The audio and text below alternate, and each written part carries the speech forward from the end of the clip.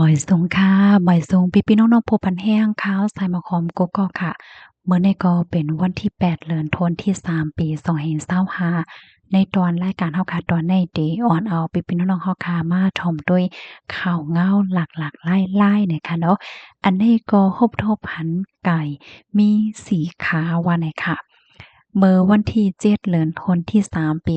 2525เนี่ยค่ะเนาะอันนี้ก็ตั้งฝ่ายผู้สื่อข่าวเขาในการไล่ คบโทบหันนางก่อนหนึ่งจึงฮ้องว่านางสาวสุทินเนี่ยเป็นเจ้าของติเรียกว่าฟาร์มไก่ค่ะเนาะอันมีไว้อยู่ดีลาดตะเคียนเจเว้งกบินบุรีเจดอนปราจีนบุรีเนี่ยค่ะไล่คบทบหันไก่โตหนึ่งเป็นไก่สาวไก่โตแม่ค่ะเนาะอายุไล่33วันเนี่ยค่ะไก่โตในมี4ขาค่ะเฮ็ดให้ไผหันย่อก็เป็นอันตกอกตกใจนั่นค่ะน่ะเนาะ ก้นหวานหิ้มห้อมเนี่ยก็ไล่คูนไล่หันยอก็อ่อนกันตกอกตกใจหันถึงว่าเป็นรองหลักหลายเฮ็ดจั่งใดเขามื้อกลางในเจ้าวันที่7เดือนธันวาคมนั่นค่ะนะอันเป็นนางในขนอกกอเลยติ้งยอบไก่มันเจิงว่าเอาไก่ในฟาร์มค่ะนะมันนำเอามาขายจำหนังกูวันๆตีเฮ็ดจั่งใดคะ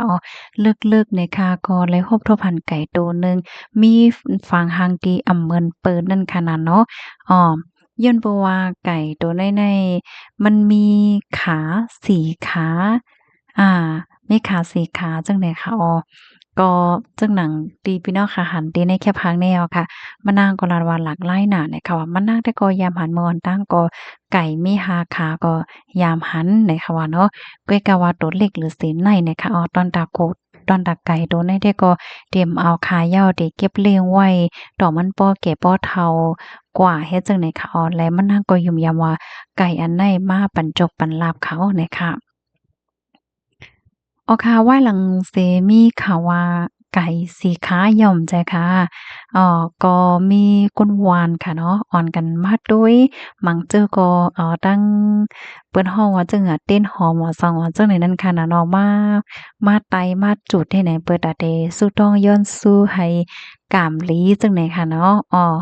ให้กามหลีว่าซังว่าจั่งใดนั้นค่ะน่ะเนาะพี่น้องคะสำหั้นถึงจึงเงื้อข้อมูลในก็ค่ะเลยปุ้ยว่าดีของการค่ะ Daily News ออกไว้นะคะนั่นคือพี่น้องค่ะที่ได้รับชมและรับพบกันนั่นก็ช่วยกันสืบเพิ่นแพร่แชร์กว่าใส่กำนะคะเนาะเมืองก้นเนี่ยก็ได้เลยว่ามีจอดมีเจไว้นะคะพี่น้องเฮาค่ะค่ะลูกดีข่าวเงาโหนในเฮแลกำในเฮาค่ะมาถ่อมด้วยข่าวเงาเที่ยงโหนหนึ่งค่ะอันแน่ก็เป็นข่าวเงาดีหลีตกอกตกใจไว้หนังเก่าเนี่ยค่ะมีนางยิงคนหนึ่งค่ะเนาะถูกย่าเฮ็ดดีถูกย่าแต้งเนี่ยค่ะว่าถึงตีป้อรู้สึงสายใจ ดีในเฮิรนเนี่ยค่ะมีนางเยียงคนหนึ่งค่ะย่าเม็ดเตียงนั้นขนาดเนาะตีคอเหี่ยวก็รู้สึกไหวดี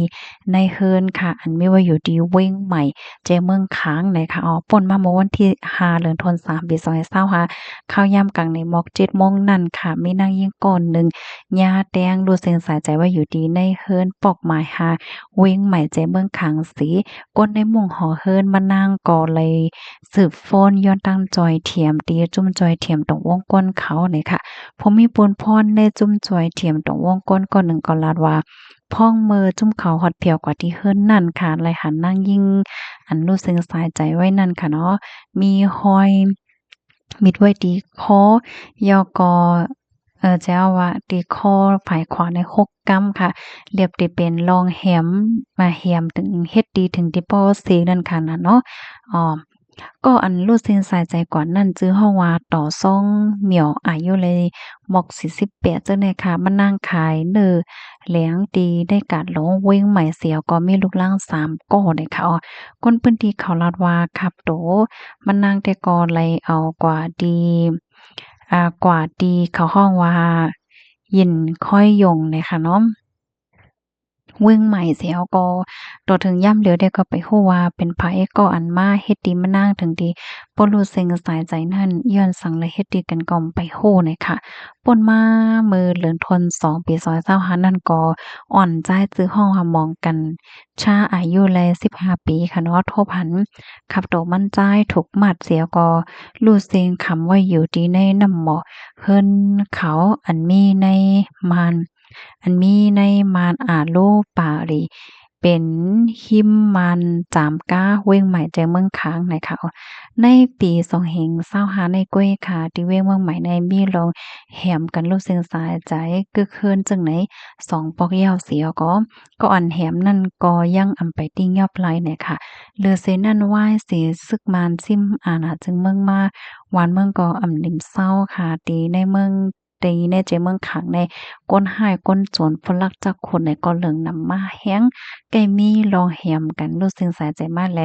ให้แลตาเดกว่ามาจอมตาจอมตังก็ก้นเมืองเขาหล่อมโกไม่ใจไหวเนี่ยค่ะค่ะข้อมูลในก็ค่ะเลยเพิ่งเอียงมาที่ห้องการข่าวเงาหางแสงใต้ออกไว้นะคะอันนี้ก็เป็นข่าวเงาที่อันลีโกลีฟังค่ะเนาะพี่น้องค่ะมันเรียกเลยว่าก้นเมืองมีลองห่มโลมเฮ็ดจังได๋ค่ะเอากับอันได้ข่าวโหนมันไล่ตอนสอนจังหือไหนมันก็ไล่ตอนสอนว่าภายไลดีมีเงินมีทองมีหังจังไหนในคณะป้อโหลโชป้อโหลแหนเปิ้นหนาจังได๋นั้นค่ะนะเนาะสังถูกก็มันเป็นเพ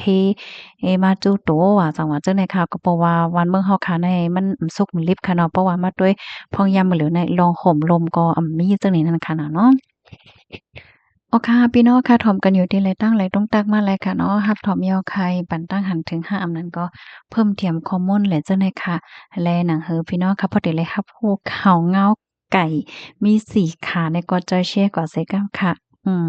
ให้มีมังกลาลีตอนดักกุก็ค่ะเนาะให้มีกำลีกันค่ะนะเนี่ยเนาะอันใดที่ก็ถ่อมข่าวเมาๆหันเจ้าหน่อยพองค่ะเนาะหนังหือเดอำไลว่นน้ำแห้งหนาค่ะเนาะมังปอมังไหลในเนี่ยค่ะนะค่ะมังปอก็บ่ว่าอะไรค่ะเนาะลองหลากหลายจังได๋เนี่ยมังปอก็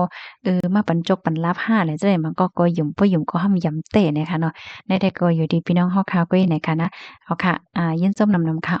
ให้อยู่เลยกินหวานกันค่ะนะหมอยทรงค่ะ